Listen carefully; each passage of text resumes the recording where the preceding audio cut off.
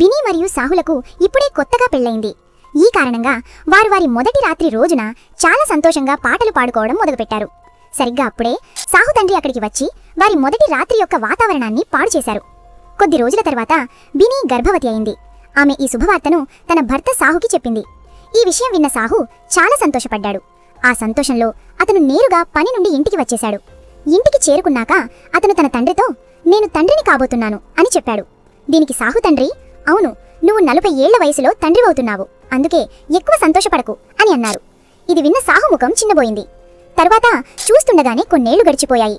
సాహుకి ఒక కొడుకు పుట్టాడు మరియు ఆ కొడుకు నెమ్మదిగా పెద్దవాడయ్యాడు. అయితే బినీ తన కొడుకు రంగును చూసి కొద్దిగా అనుమానించడం మొదలుపెట్టింది. ఆమె ఇలా ఆలోచించింది, మన ఇద్దరి రంగు కొద్దిగా నలుపుగా ఉంది, మరి మన కొడుకు ఇంత తెల్లగా ఎలా అయ్యాడు? ఒక రాత్రి బినీ ఈ అనుమానం గురించి సాహుతో చెప్పింది. ఇది వినగానే సాహు పూర్తిగా భయపడిపోయాడు.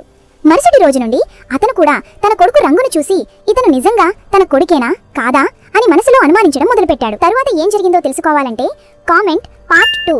మీకు వీడియో నచ్చితే లైక్ చేసి షేర్ చేయండి. మరిన్ని ఇలాంటి వీడియోస్ కోసం ఛానల్ని సబ్స్క్రైబ్ చేసుకోండి.